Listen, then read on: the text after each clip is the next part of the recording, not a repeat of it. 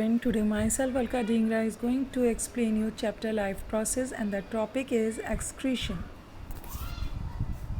आपको मालूम है जितने भी ऑर्गेनिज्म हैं प्लांट्स एंड एनिमल्स ये सब किससे बने हुए होते हैं सेल से और ये सेल्स वर्क करते हैं all the time for sustaining the life of the organism.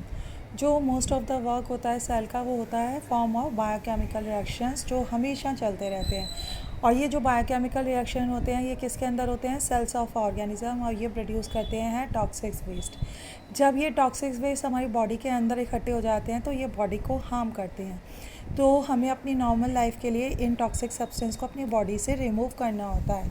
तो जो प्रोसेस होता है removal of toxic waste from the body of an organism is called excretion और ये प्लांट्स के अंदर भी होता है as well as in animals also.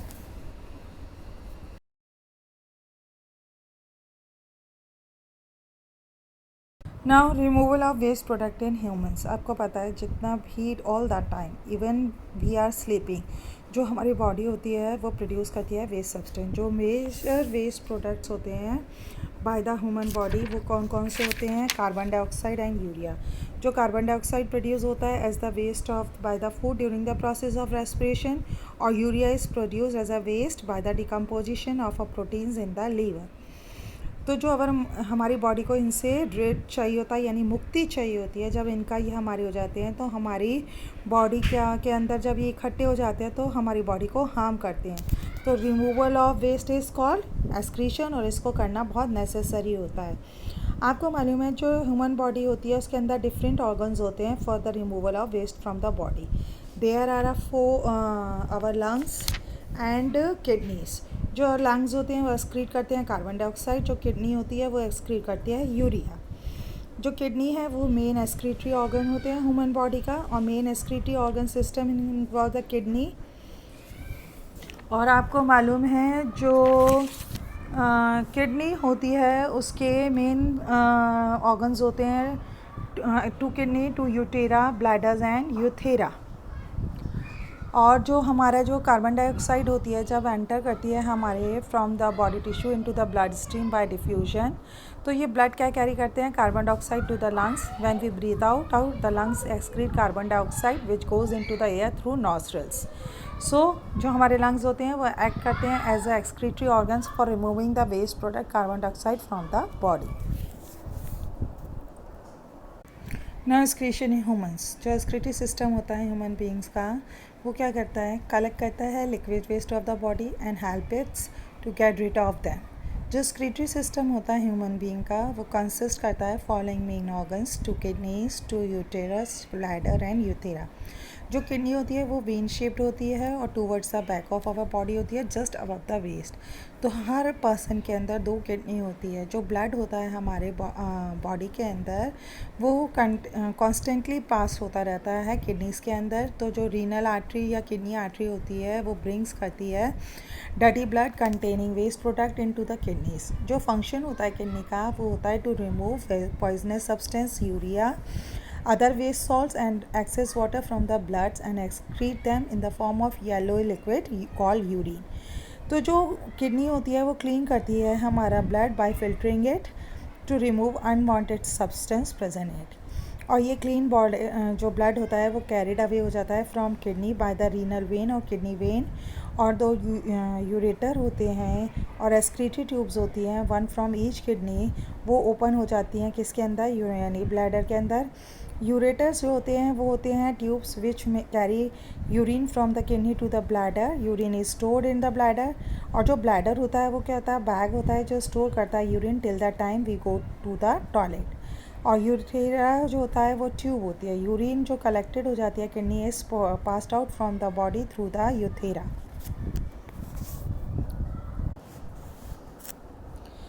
जो किडनी होती है वो किससे बनी हुई होती है? Large number of excretory unit जिनको हम क्या बोलते हैं? नेफ्रॉन्स बोलते हैं। और नेफ्रॉन क्या होता है? कप शेप बैग होता है at the upper end which is called Bowman's capsule. जो लोअर एंड होता है बाउमन कैप्सूल का वो ट्यूब शेप होता है और उसको हम क्या बोलते हैं? ट्यूब्यूल। बाउमन कैप्सूल और the tubule together make a nephron.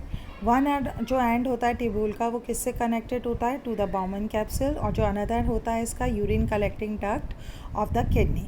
जो बाउमैन्स कैप्सूल होता है वो क्या कंटेन करता है, बंडल ऑफ बर्ड कैपिलरीज, जिनको हम क्या बोलते हैं, ग्लोमेरुलस या ग्लोमेरुली।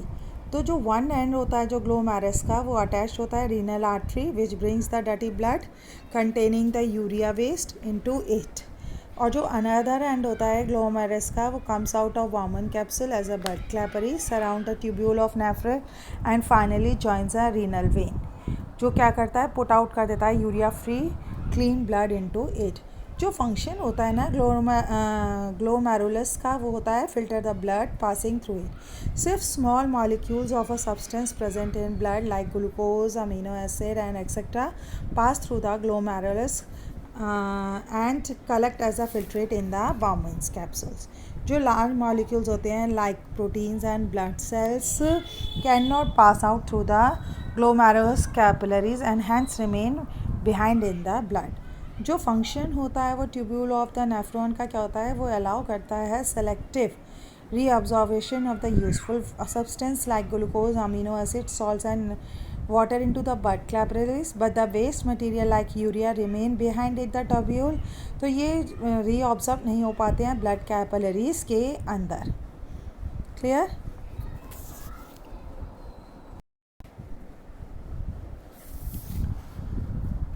क्या होता है जब डर्टी ब्लड जो कंटेन करते हैं वेस्ट लाइक यूरिया एंटर कर जाते हैं ग्लोमेरुलस में, और ग्लोमेरुलस फिल्टर करता है इस ब्लड को।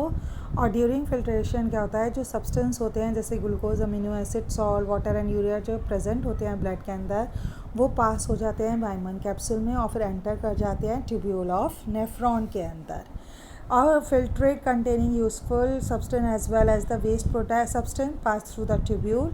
तो जो यूजफुल सब्सटेंस है जैसे ग्लूकोज अभी मैंने बताया और भी अलग, वो रीअब्जॉर्ब्ड हो जाते हैं ब्लड में through blood capillaries surrounding the tubule.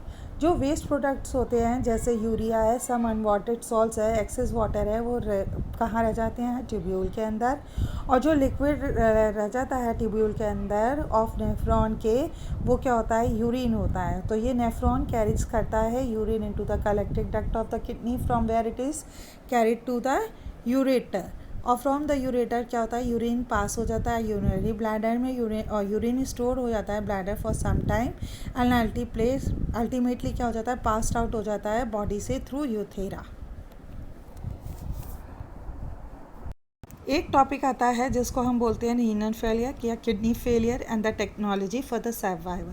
Sometimes क्या होता है, जो पर्सन किडनी होती है वो वर्क करना बंद कर देती है, या इन्फेक्शन हो जाए किडनी में, या किडनी क्या हो जाती है, इंजर्ड हो जाती है, या हाई ब्लड प्रेशर हो जाए, या हाई ब्लड शुगर हो जाए, तो उसके अंदर जो ब्लड होता है वो रिस्ट्रिक्टेड हो जाता है, वो किडनी के अंदर नहीं जा पाता है और वो डैमेज कर देती है किडनी को, due to which they stop working. तो कंप्लीट फेलियर जो किडनी का होता है वो अलाउ कर देता है urea and other waste product to build up in the blood, even the amount of water in the body is not regulated. और ये क्या कॉज कर देता है, death if the person is not given immediate treatment. तो जो best long term solution होता है किडनी फेलियर का, वो क्या होता है, किडनी ट्रांसप्लांट। तो जो डैमेज किडनी होती है उसे रिमूव कर देते हैं और matching kidney donated by the healthy person, उसको हम ट्रांसप्लांट कर देते हैं in the place by the surgical operation. If the kidney transplant is not possible due to some reason, then the patient will kidney failure is treated periodically on a kidney machine by a procedure जिसको हम क्या बोलते हैं, dialysis. क्योंकि क्या होता है कि जो किडनी मशीन होती है वो वर्क करती है डैमेज किडनी के, और kidney machine is sometimes called artificial kidney.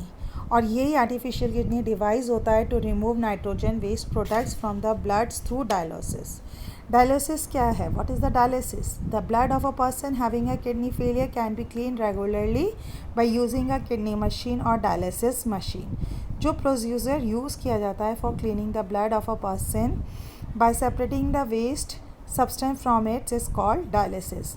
और जो प्रिंसिपल कैसे होता है इसका, कि जो blood from an artery in the patient arm is made to flow into the dialyser और अ डायलिसिस मशीन में आ जाता है, जो किससे बनी हुई होती है, long tubes selective permeable membrane से, which are coiled in a tank containing dialysing solution. जो डायलिसिंग सॉल्यूशन होता है उसके अंदर क्या होता है, water, glucose, salts and similar concentration to this as a normal blood ही. जैसे ही पेशेंट ब्लड पास थ्रू हो जाता है डायलेसिंग सॉल्यूशन में, तो मोस्ट ऑफ द जो वेस्ट प्रोडक्ट होते हैं urea present at pass through the selective permeable cellulose tubule into the dialysing solution. जो क्लीन ब्लड है वो come back into a vein of the patient arm.